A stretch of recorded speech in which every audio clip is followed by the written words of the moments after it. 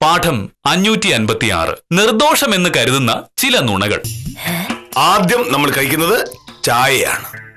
ആദ്യം അതുണ്ടാക്കണമായിരുന്നു. ഉച്ചയ്ക്ക് കഴിക്കാനുള്ള ചോറാണോ ആദ്യം ഉണ്ടാക്കേണ്ടത്? കാഷ്ടം. അടുക്കള കാര്യങ്ങളെ പറ്റി ബോധമില്ലാത്തതുകൊണ്ടാണ് മോഹനടുപ്പ് ഇങ്ങനെ പറയുന്നത്. ഞാൻ രാവിലെ 6 മണിക്കാണ് അടുക്കളയിൽ കയറുന്നത്. മോഹനടൻ ചായ കുടിക്കുന്നതോ 7:30. ക്ലോക്ക് നോക്കിയേ ശ്വാസം പോലും വലിക്കുമെന്ന് പറഞ്ഞു നടക്കുന്ന ആളാണല്ലോ എന്റെ മോഹനടൻ. അപ്പൊ ഞാൻ 6:30 ചായ ഉണ്ടാക്കിക്കൊണ്ട് വന്നിട്ടുണ്ടെങ്കിൽ മോഹനടൻ പറയും ചായ കുടിക്കാനുള്ള സമയമായിട്ടില്ല എന്ന്. 6:30 ഉണ്ടാക്കിയ ചായ 7:30 തന്നിട്ടുണ്ടെങ്കിൽ തണുത്തു പോയല്ലോ ഭാമേ എന്ന് പറയും. ഓരോ നിമിഷവും കാര്യങ്ങളിൽ മാറ്റം വരുത്തി അത്രയും ശ്രദ്ധയോടുകൂടി മാത്രം ജോലി ചെയ്യുന്ന ഒരാളാണ് മോഹനകൃഷ്ണൻ സാർ. സത്യത്തിൽ ചൊവ്വയിലേക്ക് പേടക വായിച്ച ISROയിലെ ശാസ്ത്രജ്ഞന്മാര് പോലും ഇത്രയും ശ്രദ്ധയോടെ ജോലി ചെയ്തിട്ടുണ്ടാവില്ല മോഹനേട്ടാ. ചൊവ്വ പോലെയാണോ വില്ലേജ് ഓഫീസ്? എന്താ സംഭവിച്ചത്? കേശവൻകുട്ടിയുടെ ഭാര്യയുടെ പേരിലുള്ള 30 സെന്റ് ഭൂമി വിൽക്കാൻ പോവുകയാണെന്ന് ഇന്നലെ ശിശുപാലൻ എന്നോട് പറഞ്ഞു. 1-2 പേര് ആ ഭൂമി നോക്കാനും വന്നിരുന്നു. ഭൂമിയെ പറ്റി വില്ലേജ് ഓഫീസിൽ വന്ന് അന്വേഷിക്കുമെന്ന് ശിശുപാലൻ പറഞ്ഞതോടെ എനിക്കൊരു ബുദ്ധി വന്നു.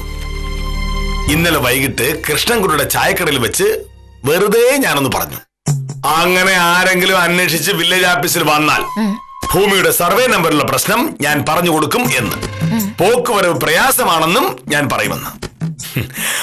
വാർത്ത ഞാൻ വിചാരിച്ച പോലെ കേശവൻകുട്ടിയുടെ ചെവിയിലും എത്തി. ഒന്നാമത് കിട്ടില്ലെന്ന് വിചാരിച്ചിട്ട് കിട്ടിയ പൈസയല്ലേ? പിന്നെ ഉത്തമ നമുക്കൊരു ഉപകാരിയല്ലേ?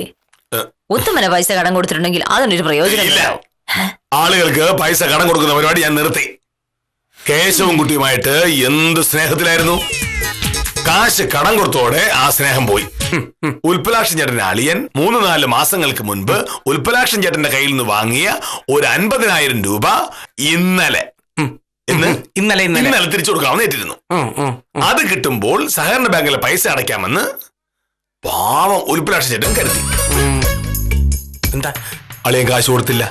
അങ്ങനെ വലിയ പ്രശ്നങ്ങൾ ഉണ്ടാകാതിരിക്കാൻ കുഞ്ഞ് കള്ളമായി. ഉത്തമന് പൈസ ചോദിച്ചപ്പോഴേക്കും മോഹനേട്ടൻ ഇത്രയ്ക്ക് ആലോചിച്ചു കൂട്ടിയല്ലേ? അതെ, ഇതാണ് ഞാൻ പറയുന്നത്. ഒരു തന്ത്രം ആലോചിക്കുമ്പോൾ അതിന് എല്ലാ സാധ്യതകളും നമ്മൾ ആലോചിക്കണമെന്ന്. എന്തായാലും മോഹനേട്ടൻ ഞാൻ സമ്മതിച്ചു. ഇനിയിപ്പോ വേഗം വേഷം മാറുക, ഞാൻ കഴിക്കാനെടുത്ത് വെക്കാം. ഒരു ചെറിയ കള്ളം പറയുന്നുണ്ട്, കുഴപ്പമൊന്നുമില്ല. ശമ്പള ദിവസം ചെറിയച്ഛനോട് ഇങ്ങോട്ട് വരാൻ പറയണം. ഇവിടെ വരുമ്പോ ഞാൻ പറയും, സ്വയംപ്രഭ എനിക്ക് കുറച്ച് കാശ് തരാനുണ്ട്, അത് എനിക്ക് ഇപ്പൊ കിട്ടിയേ പറ്റൂ എന്ന്. അന്നേരം സ്വയംപ്രഭ എന്നോട് ചെറുതായിട്ടൊന്ന് തർക്കിച്ചോളൂ. അപ്പൊ ഞാൻ ദേഷ്യപ്പെടും.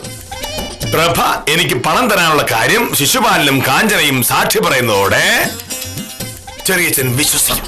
ഇപ്പൊ എന്താണ് പ്രശ്നം? അയ്യോ, ഒരു കുഴപ്പമില്ലേ. മോഹനേട്ടൻ പോയി വേഷം മാറി വരുമ്പോഴേക്കും ചായ റെഡി ആയിരിക്കും. പോരെ? അതിനാണല്ലോ നമ്മൾ പ്രായോഗിക ബുദ്ധി എന്ന് പറയുന്നത്.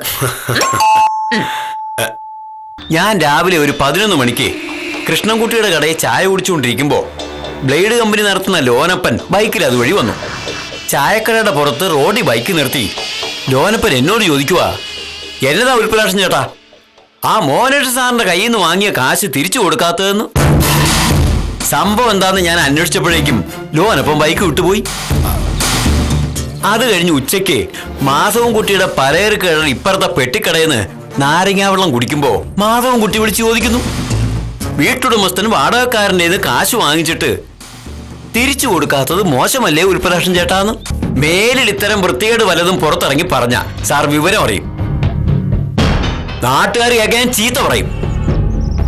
എന്റെ വീട്ടിലെ താമസം അവസാനിപ്പിക്കുകയും ചെയ്യും. ഓർത്തോ? ആ